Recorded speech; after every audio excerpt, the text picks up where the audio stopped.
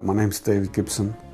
I was born in the early 60s to a Scottish father and an English mother, both of which had chosen to follow various philosophies and be part of the hippie era. For them, there was a question mark as to the practice of worship between them and God. They deeply questioned their parents' way and also the society's way of worshipping the creator and center of the universe. I believe that they both always had the basis of Christianity as their base belief. I think they were willing to look at the concepts of Eastern philosophy. Within that context, I was baptized a Protestant Church of England.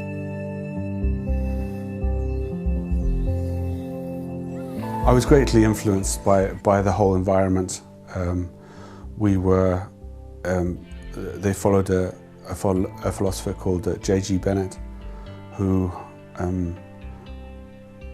had his own quest of questioning the true spirituality of mankind as it was in the 50s and 60s. As a consequence, when he set up a college, I think it was called the College of Continuous Education and Comparative Studies in Sherborne, Gloucestershire in the early 70s, we had a lot of people come to visit us from the Red Indians, the Buddhists, both the Mahayana, the Hinayana and Vajrayana traditions, as well as Hindus, mystics, yogis. We had people from the church. We had the Egyptian Gnostic church representatives come to see us, also come to take part in the courses. So all of this influence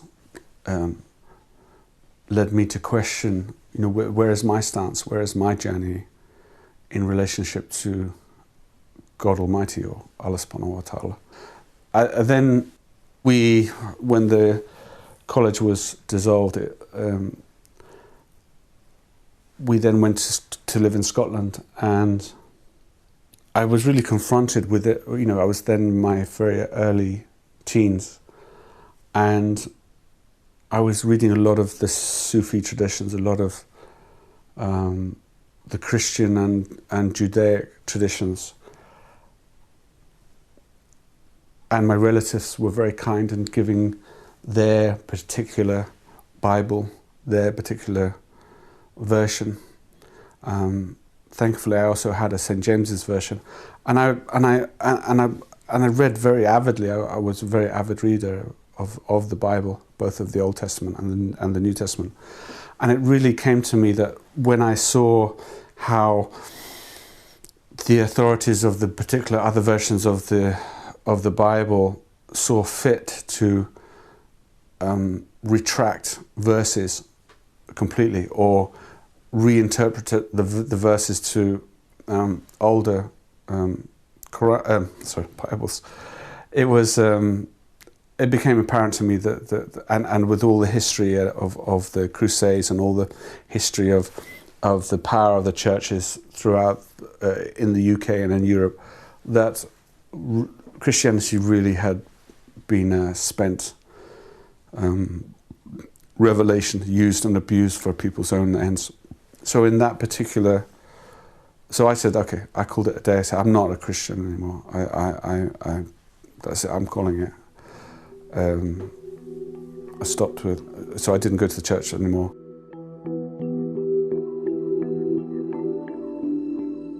I then went on a journey for the next 16 years, 17 years, looking and practicing other disciplines, other religions, seeing where it tied within myself. I always believe that the body is honest, and almost all religions will confirm this unless it's trained to be deceptive. So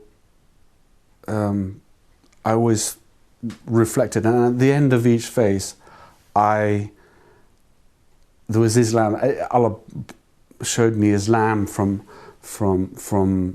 different cultures, different reverts, from people of African, Asian. So, and the practicing brothers were always very calm, very polite, very well versed in their scriptures. And the influence of Islam was in the family since I can remember, really, because we had sheikhs come and visit the college, visit our home.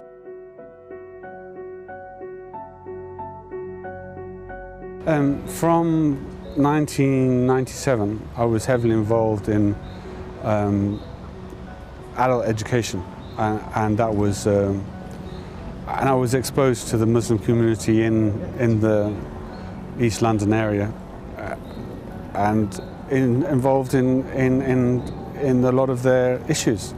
And I would volunteer, being an educational mentor, either taking them through the process of application for refugee or social work or schools, any kind of issues really that they had. I would just help them out on a voluntary basis. And that was my first exposure to the Somali community. I then got involved with a few of them on a more personal basis while I was here, and consequently I went out to Somalia as a request. So it was Christmas 1989. Went actually, I think it was actually the 5th of January or something. It was just after New Year, so just the very early of 1990, and was out there when the South African leader Nelson Mandela, he was released, and that was quite amazing to be in Africa at that time. And they were just so honest within themselves, so honest to their nature. The generosity of heart and how they were so caring to each other. That's what really, and so sincere in their belief. It was just, there was no doubt. It wasn't academic, it wasn't intellectual, it was in every sinews of their being, the belief of God and how He would help and how He tests people. That was my first real exposure to an Islamic nation. Of course, that was completely new to me at the time, but it really affected the next 2 years of my life, in that I couldn't keep being on the edge. I couldn't just keep being the nice guy, wanting to be a decent human being, not hurt anybody, not wanting to be hurt. It doesn't work. You have to take the leap and be and make your commitment. It was just time to take the Shahada and inshallah get the blessings from Allah, inshallah. So, best move I ever made.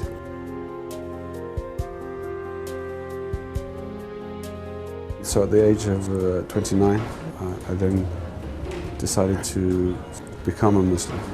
There was no other choice, because I had decided that if I wanted to lead a spiritual life, then Islam was the way, and the only step to do was to actually take the step and move forward. So I contacted a brother that I'd known for a long time before taking the Shahada in Leytonstone. He asked a few questions and said, "Are you sure you're ready? And this is, you've really thought about it? As when you become Muslim, it's not looked upon in a good way by Allah if you decide not to, to leave Islam." So I said, "Yeah, absolutely, I'm ready." She said, "Okay, let's go down to the local mosque." We went to the local mosque, and then I took the Shahada there.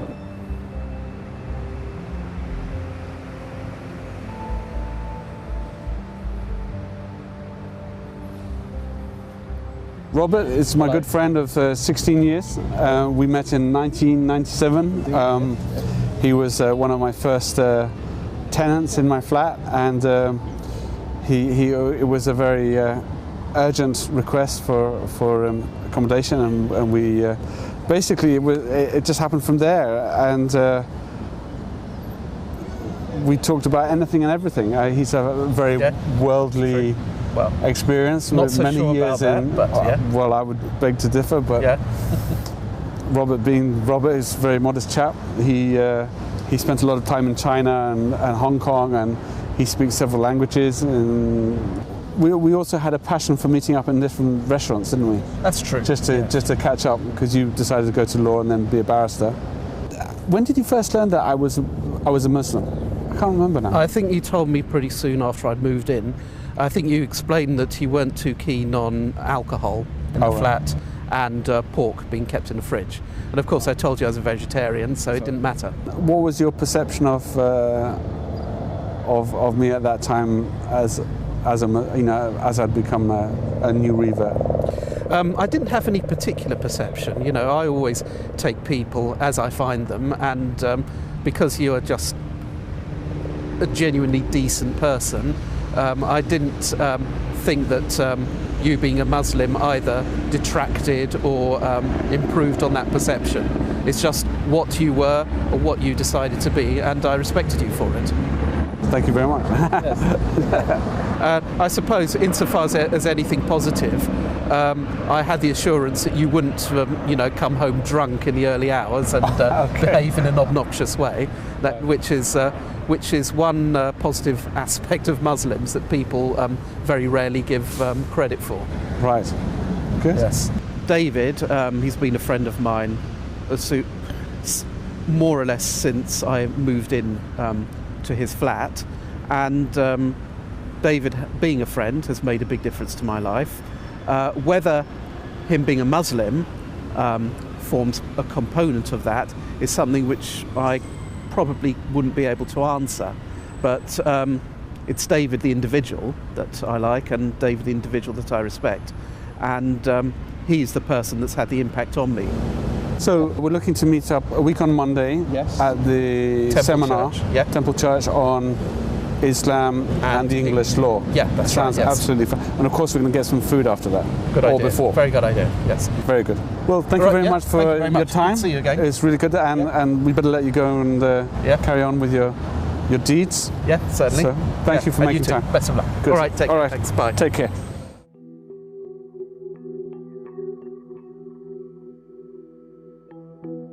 I was always the peacemaker. Even between my friends, I was the peacemaker. With my mum, she always used to say, why do you always feel that you need to make peace between us? Because to them, argument and fighting was a part of family life, and that wasn't for me. It wasn't. I mean, people that chose to fight me, then I would defend myself. But I was always the one, let's have peace. There's no benefit in hurting each other. So the conversations you have with people, they don't see where you're coming from, they don't understand your position. The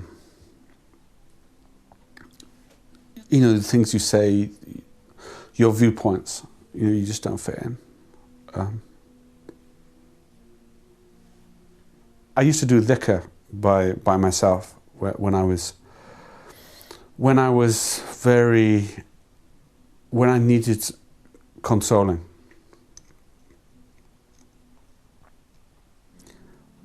When I needed to just ground myself, and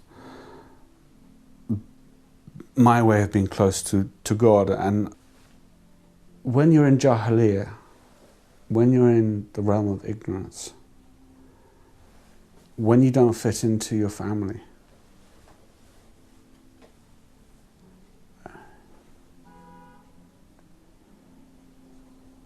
you can feel very alone.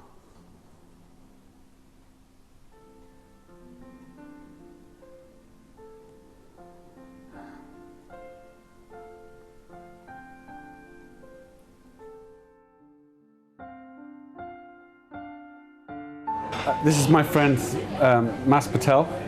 I've known him from very early years of me becoming a Muslim. I met him first in '95, I think it was '95.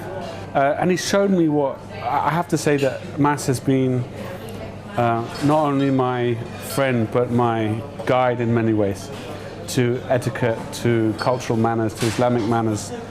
to just being there as a person to show what a friend is, because before that I'd never really had friends, and he's put up with a lot. He's put up with a lot, but he's been there. I have to say, he's been there for me through thick and thin, and we've had some mega arguments, but we've learned to, if it was to disagree, we agreed to disagree, and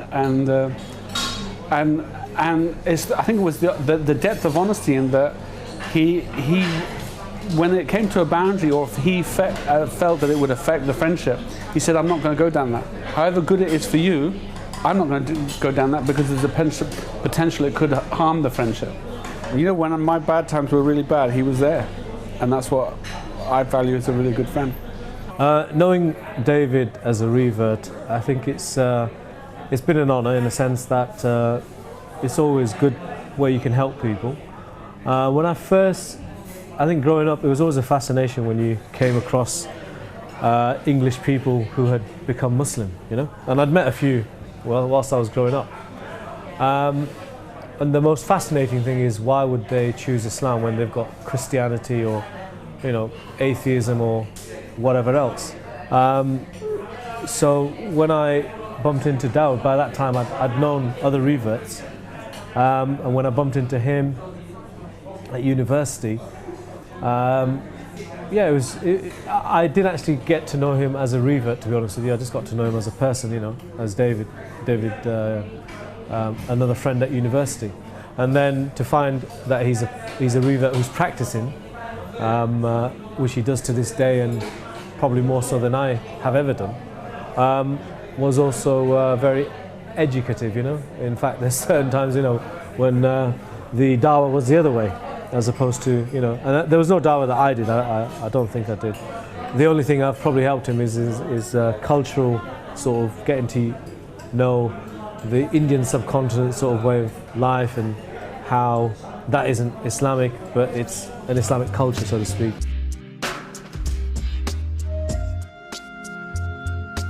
Following my conversion of Islam, I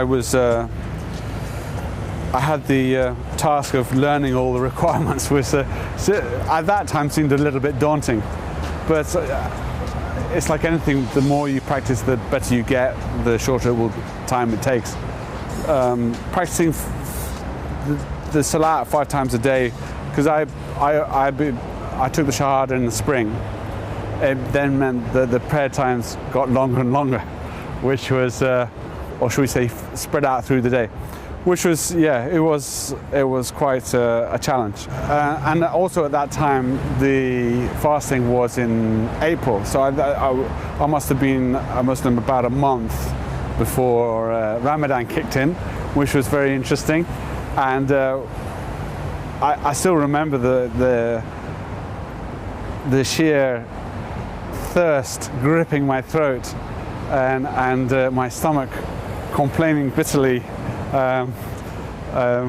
with the requirement of saying it wanted food. My body wanted food, but it was also very interesting, and that in not giving in to those pangs of hunger or thirst, it actually helped you.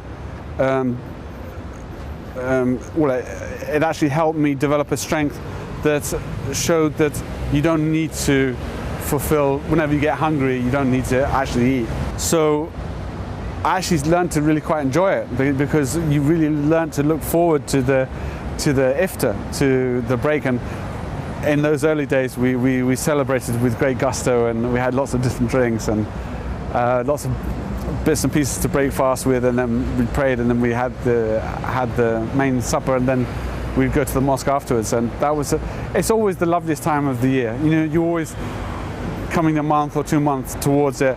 You're really looking forward to it, and by the end of it, you're ready to get back into the daily swing of things.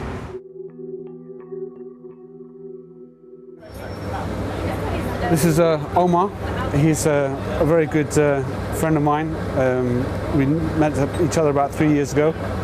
He's my wife's cousin's husband. so he's an extended member of the family. We recently started a project called Salam Volunteers, because we noticed that there was all the major pure volunteer organisations had a different ethos, a different background, and didn't really cater for the Muslims as a whole. So to that extent, we set up the Salam Volunteers to facilitate that function, because there are loads of organisations that have needs, and there are loads of people that really want to help, but there's not that bridging facility. So we're here to bridge that gap and to facilitate helping the Ummah and helping organisations, helping humanity. The Muslim community will become more cohesive, and they will be able to interact between them. They will be able to contribute to the wider society and to bring a positive contribution and positive view of the Muslim community. They will be able to share their skill, to give their time, which is much precious than money, than anything else, their time and their skills, to be able to alleviate poverty and exclusion in UK and abroad. And the response was, phenomenal. It was, everybody was just saying, yes, we need to do it. It shows us that there is a need. There is an aspiration of Muslims to take part in the improvement of the society, to volunteer and to give their time. But they don't find the environment they feel comfortable in to do it. And by proposing and by setting up the Salam Volunteer, we try to address this need, and we think there is a potential for being for giving something. One very obvious observation that's become very apparent is that I would say 80 to 85 of the volunteers are from our sisters in Islam, and the brothers are wantonly, shamefully absent. So, we're going to really endeavour to try and shame them into helping us, because we need them. We need the brothers. But then, the sisters are ready to rock and roll, ready to get going and help us in a big way. So first thing we need you to go on to Salam Volunteers. It's salamvol.org. Register your interest. This will help us immensely in getting funding to help bridge the gap between those that need and those that want to help with the need.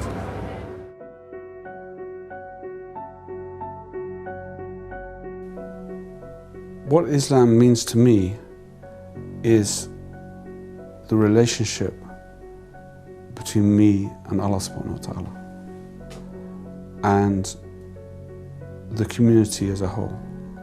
First of all, it's the relationship with Allah subhanahu wa ta'ala and me, and then my responsibility is as a Muslim man to my family, to my neighbours and to my community as a whole. From the moment I took the Shahada, my life is unraveled. I said, because in a sense that the habits or the lifestyles that I had just melted away. And it's enabled me to have peace in my life, to have harmony in my mind, in my emotions, and in my spirit, in my life. And it's enabled me to communicate with everybody in a calm manner.